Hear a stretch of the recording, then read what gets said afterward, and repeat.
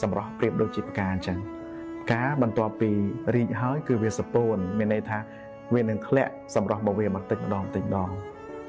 មនុស្សយើងក៏ដូចគ្នាសម្រាប់របស់យើងនឹងប្រែប្រួលទៅតាមពេលវេលាប្រែប្រួលទៅតាមអាយុនិងតាមវ័យប៉ុន្តែអ្វីដែលមិនប្រែប្រួលអ្វីដែលរក្សានៅនោះគឺគុណតម្លៃនិងគុណធម៌ហើយជាពិសេសទៀតគឺការផ្ដល់នៅការគោរពនិងក្តីស្រឡាញ់ចំពោះគ្នាដោយមិនផ្ដោតទៅលើសម្រស់ខាងក្រៅប៉ុន្តែគឺយើងមើលឃើញសម្រស់ពីខាងក្នុងមានន័យថាអត្តចរិតគុណធម៌ឬគុណតម្លៃរបស់បុគ្គលរៀងៗខ្លួនហើយអ្វីដែលជាពិសេសនោះទៀតខ្ញុំគិតថាជារឿងអស្ចារ្យនៅពេលដែលយើងរួមរស់នៅជាមួយនរណាម្នាក់ដែលមើលឃើញគុណតម្លៃខាងក្នុងរបស់យើងរួមរស់នៅជាមួយនរណាម្នាក់ដែលចេះគោរពឲ្យតម្លៃយើងលើកកម្ពស់យើងមិនត្រឹមតែសម្រាប់ខាងក្រៅនោះទេប៉ុន្តែលើកកម្ពស់យើងមើលឃើញគុណតម្លៃខាងក្នុងរបស់យើងនេះគឺជាបុណ្យកុសលដ៏ធំធេងហើយអរគុណច្រើន